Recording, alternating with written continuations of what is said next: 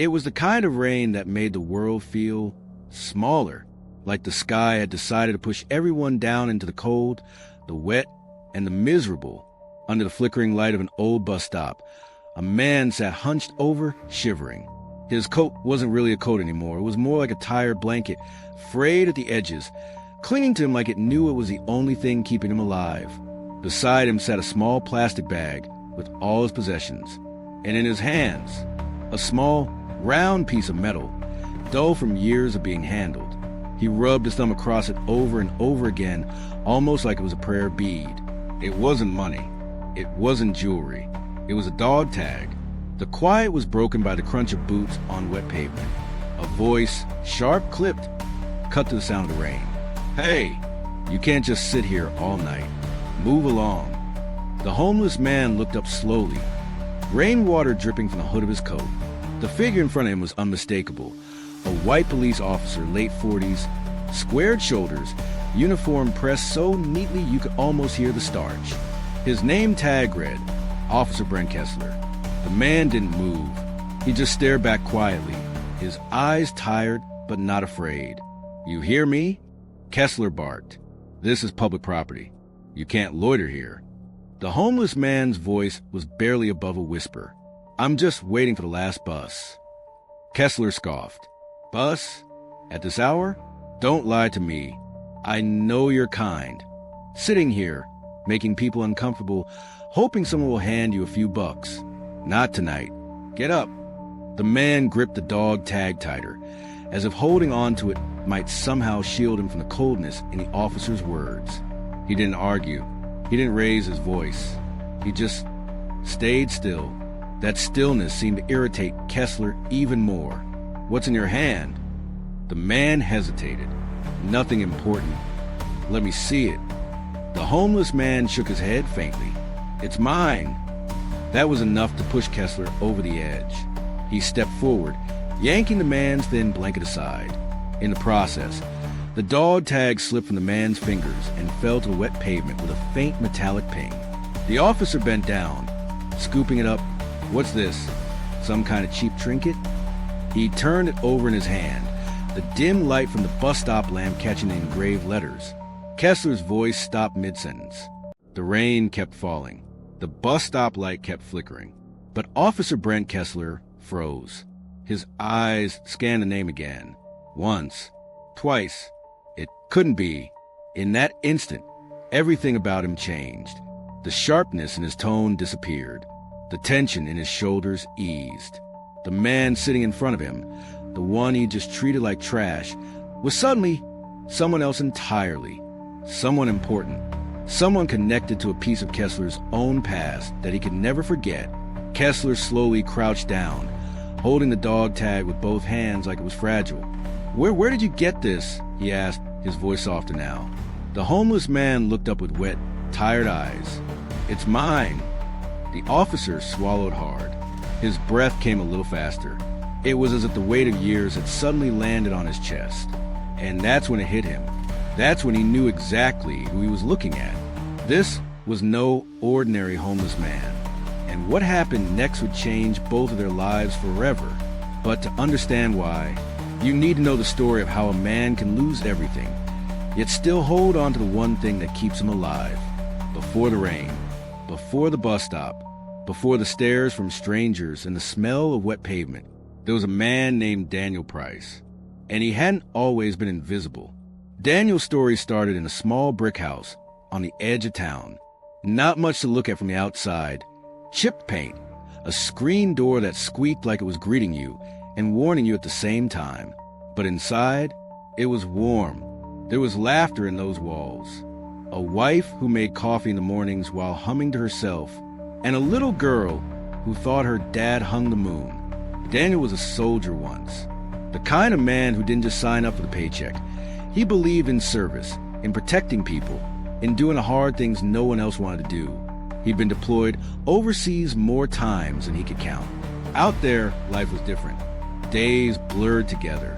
You measured time in sunrises and the sound of helicopters in the distance. And you learned quickly that some of the people you fought beside would become closer than family. One of them was a man named Robert Kessler, a medic. Funny thing about Robert, he was nothing like the son he would raise years later.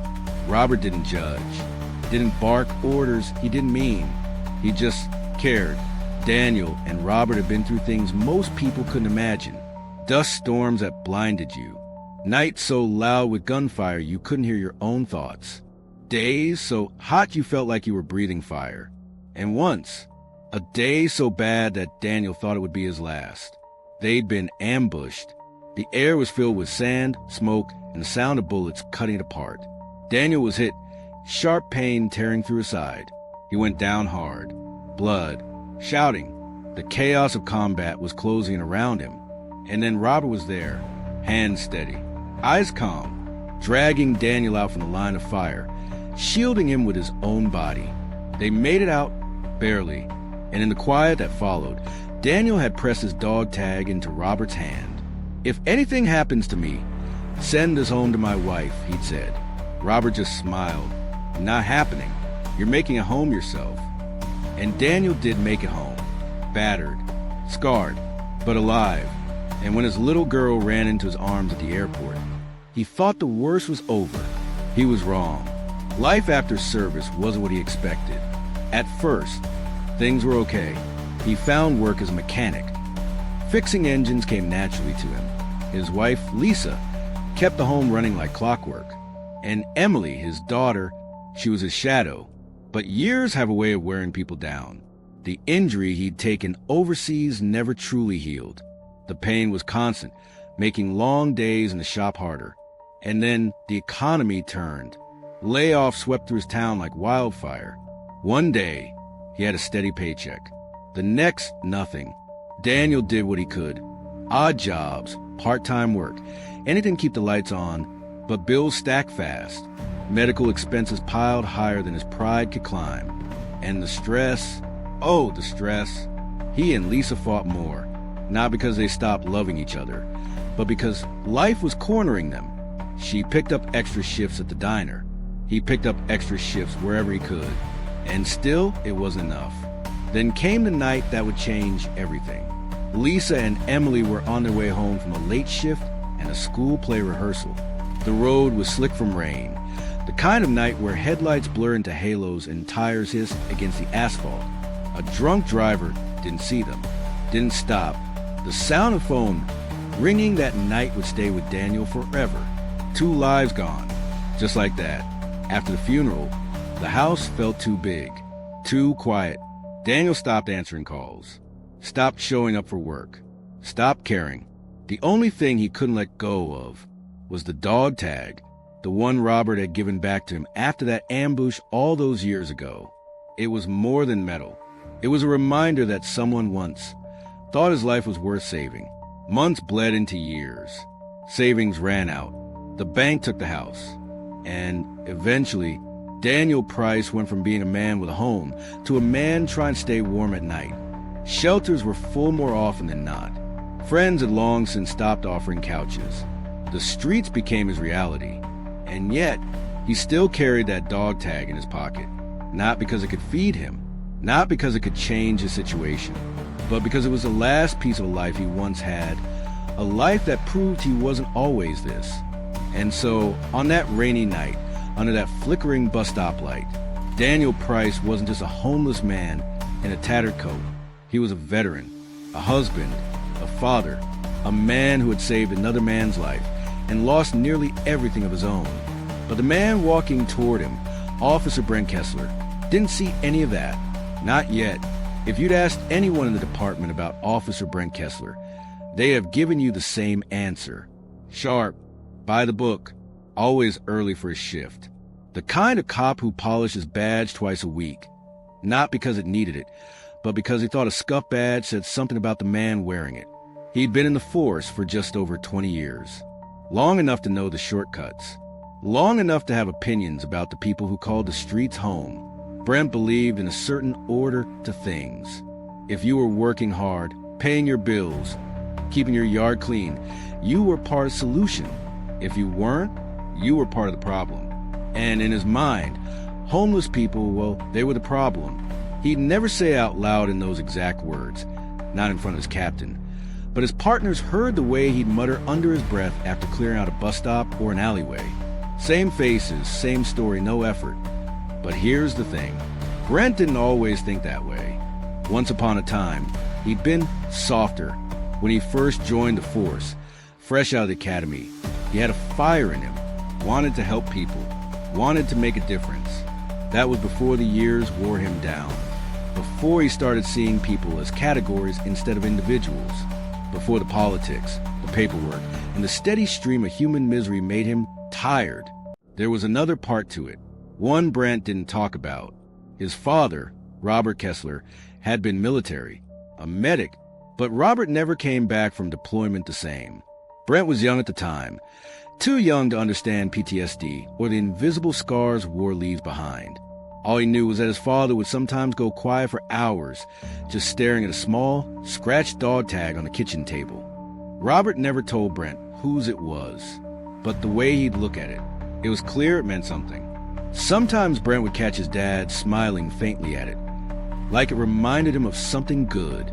Other times, he'd see his father clutch it like a lifeline when the nightmares came. Then one day it was gone. Brent asked about it. Robert just shook his head and said, "It's where it belongs now." And that was the end of the conversation. Brent grew up in a house where discipline was everything. Work hard, follow orders, don't make excuses. That was the Kessler way. So when he saw someone on the street corner with a cardboard sign, all Brent saw was someone who hadn't followed the rules. He didn't see the circumstances, didn't see the tragedies, just the outcome.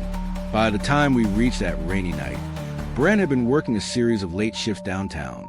The city council had been on the department's back about public disturbances, a clean way of saying, make the homeless disappear before the morning commute. And Brent was good at that. He knew the places they camped, the shelters that were full, and the little games they played to stay out of sight until the next bus of commuters rolled in. To him, it was just another part of the job. And that night, he was already irritated before he even saw Daniel Price. It had been a long shift, 2 bar fights, 1 domestic call that ended in nothing but paperwork, and a complaint from a local shop owner about a guy hanging around the bus stop scaring customers. That was all Brent needed to hear. In his head, he already had the man pegged before he even got there. So when Brent rounded the corner that night and saw Daniel sitting there, soaked, ragged, clutching something in his hands, he didn't see a veteran. He didn't see a man who'd once saved a life overseas. He just saw another problem to move along. And that's the dangerous thing about assumptions. They let you feel certain right up until the moment the truth rips them apart. Brent didn't know it yet, but in just a few minutes, the man sitting in the rain was going to reach into his life, pull out a memory he didn't even know he had, and change the way he saw the world forever. The bus stop sat alone at the corner of 8th and Main, the kind of place where puddles gather in dips in the sidewalk, and the only company you have is the buzz of the old fluorescent bulb above you. Daniel Price sat there quietly, not asking for money, not bothering anyone, just waiting. The plastic bag at his side sagged under the weight of damp clothes. Inside his coat, his fingers worked slowly over the cold metal of the dog tag, the one thing he had left in the world that couldn't be stolen or pawned. Then footsteps, heavy ones, boots, not sneakers. Daniel didn't need to look up to know who it was. The sound had a certain weight, the kind of confidence that only comes when the street belongs to you. Evening, came the voice, not warm, not friendly, a single word that already sounded like a warning. Daniel slowly lifted his head. Standing in front of him was Officer Brent Kessler, rain dripping from the brim of his cap, flashlight in hand, posture stiff as a steel rod. "What are you doing here?" Daniel's voice was quiet, careful, waiting for the bus. Kessler's eyes flicked toward the empty street. "Bus doesn't run this late. Try again." "It's late, but it's coming. I just need to get across town." Kessler stepped closer, rainwater streaking down his jacket. "This stop isn't for camping out. Got a lot of complaints about people like you hanging around here, making trouble." Daniel shook his head faintly. "I'm not making trouble." But Brent wasn't listening. He'd already decided who Daniel was. The man's worn clothes, the bag by his side, the smell of rain and unwashed fabric. It all fit the picture Brent had in his head. Look, I'm not asking twice. Pack it up and move along. Daniel kept his eyes on the ground. He'd been through this before. Different city, different officer, same outcome. I've got nowhere else to wait. Kessler's patience was thinning fast. The flashlight beam cut across Daniel's lap, landing on the object in his hands. What's that? Daniel's fingers closed over the dog tag instinctively. Nothing important. Kessler demanded, "Let me see it." Daniel shook his head. "It's mine." That was enough to set Brent off. "All right, stand up." Daniel hesitated. The bag at his feet was already starting to soak through. The rain was finding its way past the collar of his coat. He knew what came next, the shoving, the frisk, the questions that weren't really questions. Part of him wanted to fight it. Part of him just wanted to get it over with. Kessler stepped forward, hand brushing against Daniel's arm to pull him up, and in that moment, the dog tag slipped from Daniel's grasp. It hit the wet pavement with a sharp ping, bounced once, and settled face up in a shallow puddle. Kessler bent down, grumbling. If it's that important to you, you shouldn't be dropping it. Then silence. The word stopped halfway out of his mouth. The name was engraved clearly as day. The numbers beneath it. The unit. Kessler's face changed. Not dramatically, not all at once, but like a shadow passing across a window. Recognition wasn't instant. It crept in slow, before hitting him all at once. His hand tightened around the tag. His jaw clenched. The rain, the cold, the street, they all seemed to fade for a moment. Kessler said, "Where did you get this?" Daniel looked up at him, his eyes tired but steady. "It's mine." Kessler swallowed hard. Something in Daniel's voice, that unshaken calm, paired with the name on the tag. It was impossible. But there it was. This was no random piece of metal. No cheap trinket from a pawn shop. It was tied to a story Brent had only heard in pieces as a boy, a story his father never fully told. And now, the man from that story, the man who had once carried his father out of hell, was sitting here in front of him, soaked, shivering, and alone. Kessler's grip loosened. The flashlight dipped toward the ground. The authority in his posture faltered, replaced with something Daniel hadn't seen in years when looking up at a police officer. For the first time that night, Officer Brent Kessler wasn't looking at a homeless man. He wasn't looking at a problem to clear off the sidewalk. He was looking at a piece of his own history, one he didn't even know was still walking around in the world. The name etched into the dog tag wasn't just familiar. It was a legend in the Kessler household. When Brent was a boy, his father, Robert Kessler, had been a man of few words. But there were rare moments usually late at night, when Brent couldn't sleep, when Robert would tell him about the man who carried me out. He never gave many details, never wanted to linger on the war. But Brent had pieced together enough over the years to know that his father's life had hung by a thread, and someone named Daniel Price had been the one holding it. Brent's eyes flicked up from the tag to Daniel's face. The years had weathered him, yes, deep lines cut by loss and time. The strong jaw was hidden under a rough beard, but the eyes, those were the same eyes his father had once described. Steady, calm under fire. Eyes that didn't look away when things got ugly. "You served?" Kessler said softly. Daniel nodded once. Long time ago. Kessler turned the dog tag over in his palm. The metal was worn smooth at the edges, the chain tarnished. It wasn't the kind of thing you carried, unless it meant something so deep you couldn't put it into words. "You were with the 41st Infantry?" Daniel looked at him for the first time with something other than guarded patience. "How do you know that?" Kessler hesitated. Part of him felt awkward, exposed. It's not every day you realize a man you almost shoved off a bus stop is the reason you grew up with a father instead of a folded flag in a box. Kessler said, "My dad, Robert Kessler, he was a medic in your unit." The name seemed to pull Daniel back across years in an instant. The rain, the cold pavement, the bus stop, gone. Instead, he was back in the dust, the heat, the chaos of that ambush. And there he was, Robert, hand steady, voice calm, refusing to leave Daniel behind. Daniel's lips parted, but for a moment, no words came out. Finally, Daniel. Robert made it home? Kessler nodded slowly. He did. He talked about you sometimes. Said you were the reason he got to see me grow up. The words hit Daniel like a wave. For so many years, he'd wondered about the men he served with. So many didn't make it back. And those who did, well, life scattered them across the wind. Kessler's voice softened in a way Daniel had never heard from an officer before. I don't understand what happened to you. Daniel looked down at the dog tag in Kessler's hand. Rain dripped from the edge of his hood, falling onto the metal like tiny drops of glass. Life happened. It wasn't said with bitterness. It was just truth. A truth that couldn't be wrapped up neatly in a sentence. Kessler's mind was racing. This man, this veteran, had once risked everything for his father.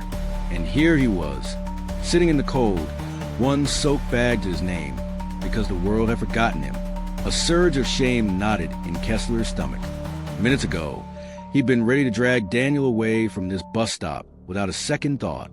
And now he couldn't shake the image of his father's face if he ever told him what he'd almost done. The flashlight in his hand suddenly felt heavier. The badge on his chest didn't feel like authority anymore. It felt like responsibility. Kessler took a slow breath, then crouched so he was eye level with Daniel. He extended the dog tag back to him, careful not to let it touch the wet ground again. Here, you should keep this close. Daniel accepted it quietly, wrapping the chain back around his fingers like he'd done 1,000 times before. For a long moment, neither man spoke. The rain kept falling, the light kept buzzing, but in the space between them, something had shifted. And in that moment, Kessler made a decision. The officer's hand froze in midair. His fingers, which had been tense and ready to pull, slowly curled back. He stared at the small piece of metal dangling from the man's neck, a worn, scratched dog tag. The engraving caught the dim light of the street lamp. Daniel Carter, United States Marine Corps. The world seemed to fall silent. Even the wind felt like it had stopped moving. Where did you get this?" the officer asked, his voice suddenly stripped of the authority and edge it carried just moments ago. The homeless man looked up at him, eyes narrowing in confusion. "It's mine," he said simply. The officer blinked hard. You served?" Daniel's voice cracked, almost imperceptibly. 8 years. 2 tours in Afghanistan. 1 in Iraq. The words hit the officer like a punch to the chest. His posture shifted, the tension in his shoulders melting into something that looked almost like shame. The silence stretched until the sound of a bus in the distance broke it. The officer's eyes dropped to the tag again, as if reading it over and over would somehow make it make sense. He swallowed hard. "My brother," he started, then stopped, struggling to keep his voice steady. "My brother didn't make it back from Iraq." Daniel's gaze softened. "I'm sorry," he murmured. The officer's jaw tightened, and for the first time, his eyes looked human, no longer that cold, judging glare from earlier. He took a small step back, as though realizing just how wrong his assumptions had been. "All this time," he whispered, shaking his head. "I thought—" He couldn't even finish the sentence. Daniel didn't gloat. He didn't shout. He didn't say, "I told you so." He just sat there, letting the truth speak for itself. Finally, the officer bent down slightly, his voice almost apologetic. "I'm sorry for the way I treated you." Daniel nodded once, not bitterly, but with a quiet dignity that made the apology feel even heavier. The bus pulled up to the curb, brakes hissing. The officer stepped aside, letting Daniel board first. But before Daniel could step up, the officer reached into his pocket and pulled out a folded $20 bill. "Get yourself a warm meal," he said. Daniel paused, looking at the bill, then back at the officer. "I'll do that," he replied, tucking it into his coat pocket. As the bus doors closed and pulled away, the officer stood there, watching it disappear into the night, still feeling the weight of that dog tag in his mind. Because sometimes one small piece of metal can change everything you thought you knew about someone. The bus hissed to a stop, the doors folding open with a metallic groan. Michael stepped onto the platform, gripping the duffel bag tight, not for what it was worth, but for what it meant. Inside were the few possessions that carried the weight of his life story. The passengers who had witnessed the entire scene stayed seated, their faces shadowed by quiet shame. Not one of them had stepped in earlier, not until that dog tag had glinted in the light, forcing the truth into the open. Officer Daniel stood at the curb, hat in his hands, posture slouched, not in defeat, but in deep, heavy realization. His voice was quieter now. "I'm sorry, I didn't see you. Not for who you are. I just saw what I wanted to see." Michael didn't turn immediately. His gaze lingered on the road ahead, on the horizon stretching beyond the small-town bus stop. Then, after a pause, he looked over his shoulder. That's the thing about seeing, officer. It's not about your eyes. It's about your heart. There was no anger in his voice, just the calm, measured tone of a man who'd carried battles far heavier than insults. Daniels nodded, the words lodging somewhere deep inside him. He knew this moment would follow him for the rest of his life, not just because he had been wrong, but because Michael had shown him the kind of dignity that made his badge feel smaller. As the bus pulled away, Michael found a seat by the window. The engine hummed beneath his feet, and for the first time in a long while, he felt the faint stirrings of hope, not because the world had suddenly become fair, but because he had held on to himself, even when someone tried to strip him down to nothing. Sometimes, the battles we fight aren't with bullets or fists, but with patience and truth. Michael didn't just win against Officer Daniels that morning. He reminded every person watching that respect is not something you earn with a uniform or a title or a place in society. It's something you give freely to every soul you meet, because you never know the story that person carries. The camera of our minds would fade to the image of the dog tag, resting quietly against Michael's chest, catching the light one last time. And if you ever find yourself judging someone by what they appear to be, remember this: the eyes can lie, but the heart always tells the truth. Subscribe to Crime Files Uncover for more powerful, real-world inspired stories.